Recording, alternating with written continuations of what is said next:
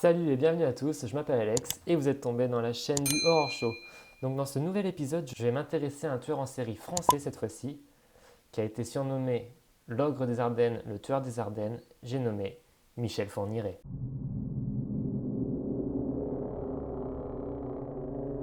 Michel Fourniret est né le 4 avril 1942 dans un milieu ouvrier dans la ville de Sedan.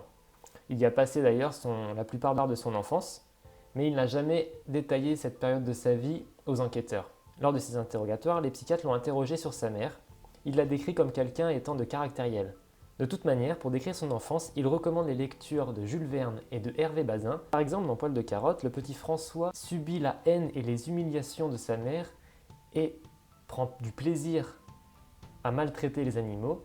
Et Vipère au point, le petit Jean qui est maltraité par sa mère, ressent un dégoût pour les femmes.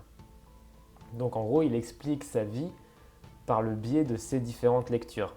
L'année de sa naissance, sa mère faisait les ménages à la commandanture de l'armée allemande lorsqu'elle occupait les Ardennes. Michel Fourniret aurait été victime d'inceste pendant son enfance.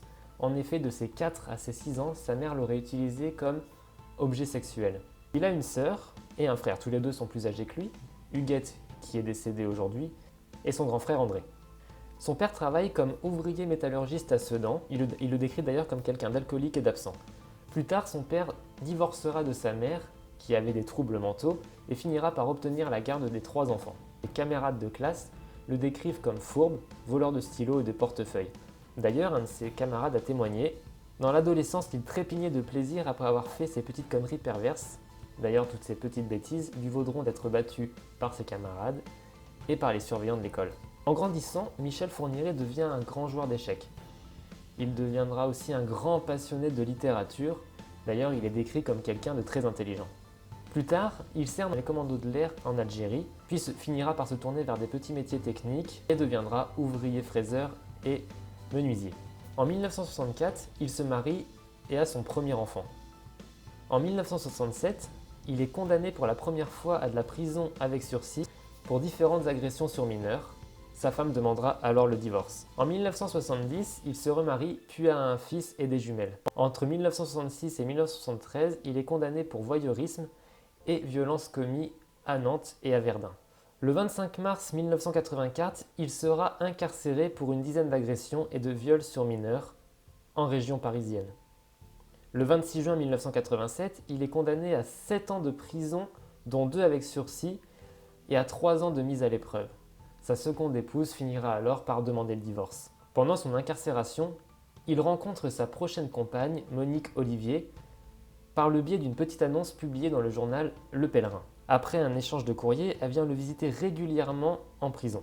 Le 22 octobre 1987, il est libéré pour conduite exemplaire. Il va alors s'installer avec Monique Olivier à Saint-Cyr-les-Colons dans l'Yonne, une petite ville dans laquelle le second mari de sa mère possède une maison. Il commet son premier enlèvement, son premier viol et son premier meurtre avec la complicité de sa femme en décembre 1987. Il enlève, viole et tue une adolescente de 17 ans, Isabelle Laville. Le couple circule ensuite entre les Ardennes et Lyon, parcours ponctué de différents viols et meurtres.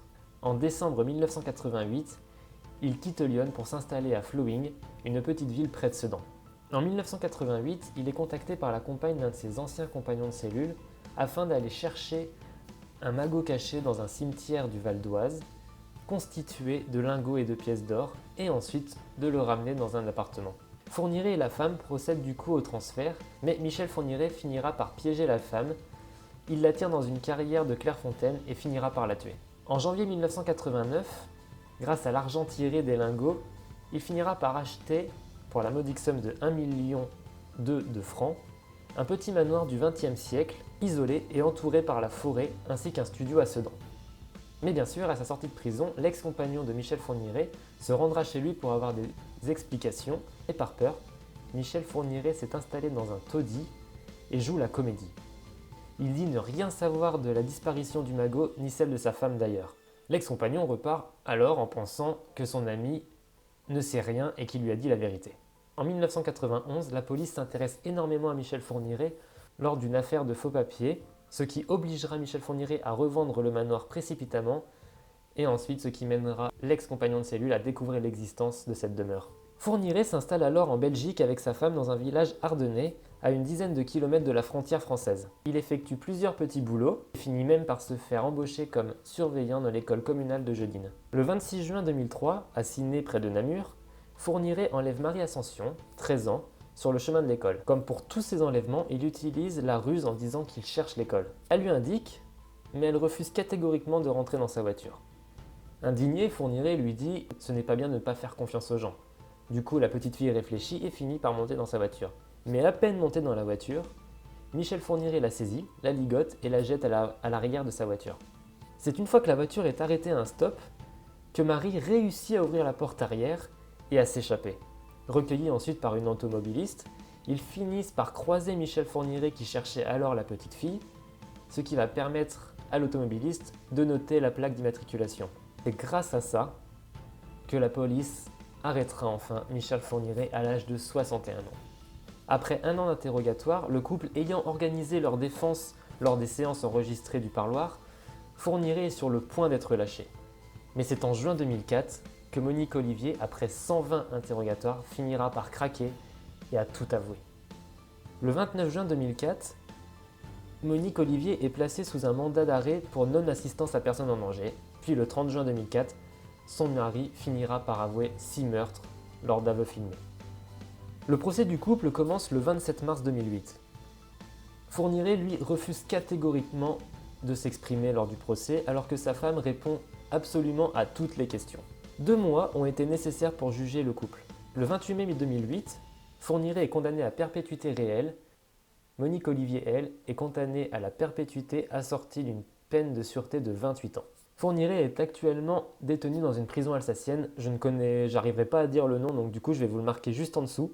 Le 2 juillet 2010, le juge aux affaires familiales prononcera alors le divorce de Michel Fourniret et de Monique Olivier. Donc voilà, c'était la présentation de Michel Fourniret, un tueur sans pitié qui se décrit lui-même comme étant un être mauvais et dénué de tout sentiment humain. J'espère que cette vidéo vous a plu malgré son thème lugubre. Si c'est le cas, n'hésitez pas à vous abonner et à mettre un maximum de pouces bleus, moi ça me fera extrêmement plaisir. Juste après la vidéo, je vous mets la liste des victimes connues à ce jour. Et je dis bien connues à ce jour parce que Michel Fourniret serait encore aujourd'hui impliqué dans différentes affaires. Donc nous on se retrouve dans une prochaine vidéo pour un nouveau tueur en série, je ne sais toujours pas lequel. Que la terreur soit avec vous et ciao!